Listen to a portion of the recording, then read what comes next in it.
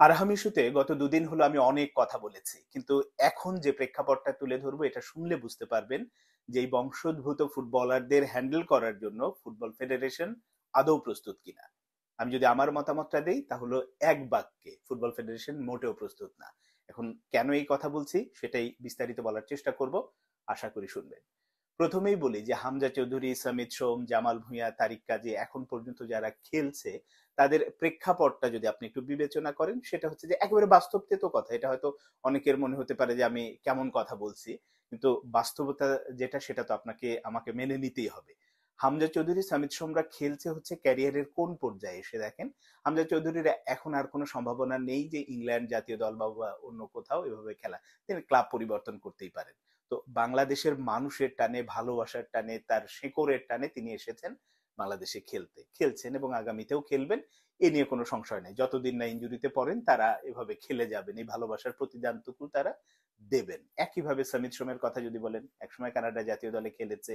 এখন যে মানে প্রেক্ষাপট যেটা হয়েছে যে মানুষের ভালোবাসা প্রত্যেকের, সেটা ফুটবল ফেডারেশন থেকেও হয়তো তাদের অফার করেছে, সবকিছু মিলে তারা চিন্তা করেছে যে না, আমি আমার ক্যারিয়ারের এই পর্যায়ে জাতীয় দলের জন্য বাংলাদেশের জার্সিতে খেলতেই পারি, এবং তারা খেলছে, খেলবে। জামাল ভুঁইয়ার ক্ষেত্রেও তাই, তারিক কাজীর ক্ষেত্রেও তাই, সবাই যারা যারা এসছে এরকম প্রেক্ষাপট। এখন এই যে স্রোতটা শুরু হয়েছে হামজা চৌধুরীর মাধ্যমে বিশেষ করে, অনেক আসছে, যার সর্বশেষ সংযোজন মানে অনেকেই হচ্ছে এবং হবে। এবং বড় সংযোজন যদি বলি যে আরহাম, আরহাম হামজা চৌধুরীর আগেই তার আসলে বাংলাদেশের জার্সিতে অভিষেক হয়েছিল। তাসিন আছে, এই দুজন কিন্তু একেবারে চোখে আঙুল দিয়ে যে বিষয়টা দেখিয়ে দিয়েছে যে যারা আসছে প্রত্যেকেই তো ট্যালেন্ট, যার যার অবস্থান থেকে বিভিন্নভাবে বিভিন্ন রকমের ট্যালেন্ট। এখন এই ট্যালেন্ট গুলোকে আসলে কিভাবে হ্যান্ডেল করতে হবে। আরহাম অস্ট্রেলিয়া জাতীয় দলে চান্স পেয়েছে, এই কারণেই প্রেক্ষাপটটা বলছি না, বা তাসিন অনূর্ধ্ব সুইডেনের 15 দলে সুযোগ পেয়েছে, আমি এই কারণে বলছি না। জাতীয় দল ছাড়াও কিন্তু অন্য রকম সম্ভাবনা থাকতে পারে। এখন এই অন্যরকম সম্ভাবনা যখন থাকতে পারে তখন কিন্তু তারা মুখ ফিরিয়ে নিতে পারে এখান থেকে। কেন নিতে পারে? যদি আপনার ব্যবস্থাপনাটা ঠিক না হয়, তাদের সাথে আচরণটা ঠিক না হয়, তাদের সাথে মানে পেশাদার আচরণ যদি করা না হয়, তাহলে ওই যে বললাম যে জাতীয় দলের সুযোগ পেয়েছে জন্য আরহাম আর তাসিন যে চলে যাচ্ছে, চলে গেছে, ব্যাপারটা তা না। অন্য কারণেও তারা মুখ ফিরিয়ে নিতে পারে, খুব বেশি দরকার নেই।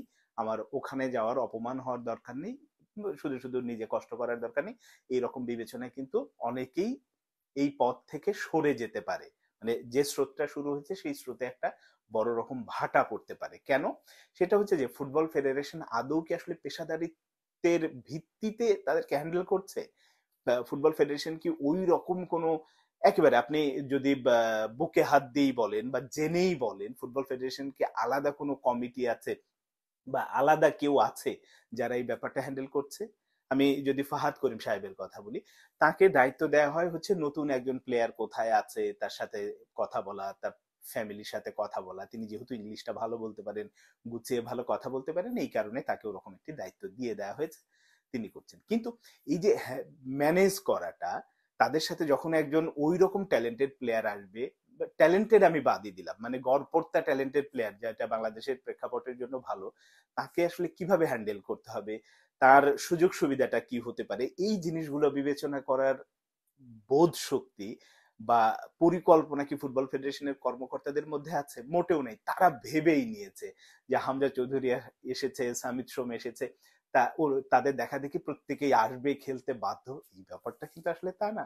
এই পেশাদার দুনিয়া, আমি আগেই বলেছি যে যারা যাচ্ছে বিভিন্ন জায়গা থেকে, পৃথিবীর বিভিন্ন জায়গা থেকে, প্রত্যেকেই কিন্তু যার যার অবস্থান থেকে ভালো আছে। তাদের মানে ওই যে নিজের খেয়ে বনের মোষ তাড়ানোর মতো অবস্থা, যে গেলাম, অপমান হলাম, তারপরেও যাব, এই ব্যাপারটা ফুটবল ফেডারেশন ভেবে বসে আছে যে আসবেই তো, এটা জাতীয় দলের জার্সিতে খেলবে, বাংলাদেশের জার্সিতে খেলবে। ওই যে আমি আবু নাইম সোহাগের একটা কথা বলেছিলাম সামিত সোম সম্পর্কে, যে সামিত সোমের বাবা মা যেন আমাদের সাথে যোগাযোগ করে, আমাদের এখানে সে খেলতে চায় কিনা। তো এই যদি হয় ভাবনা, এইরকম যদি হয়, আসলে এই স্রোতে একটা বড় রকম ভাটা পড়বে, এ নিয়ে কোনো সন্দেহ নেই। এই কারণে এই ফুটবলারদের ম্যানেজ করার জন্য সঠিক ব্যবস্থাপনা যেটা থাকা দরকার ফুটবল ফেডারেশনের ভিতরে, কিচ্ছু নেই। আমি একটা ছোট্ট উদাহরণ দিই আপনাদের। আপনারা যারা সুযোগ হয়েছে ফুটবল ফেডারেশনে যাওয়ার, একেবারে রিসেপশন থেকে শুরু করে আপনি ওই দোতলা তিনতলা পর্যন্ত উঠবেন, আপনি প্রত্যেকটা স্টেপে দেখবেন কি পরিমাণ অপেশাদার অগোছালো একটা সংগঠন হিসেবে ওখানে দাঁড়িয়ে আছে। তো যাদের মানে ওই বাহ্যিক কাঠামোটাই এরকম একটা অগোছালো অবস্থায় দাঁড়িয়েছে, তারা এই ফুটবলারদের ম্যানেজ করবে, এই মানসিকতা। আপনি ফুটবল ফেডারেশনের যারা কর্মকর্তা, সভাপতি, সহসভাপতি,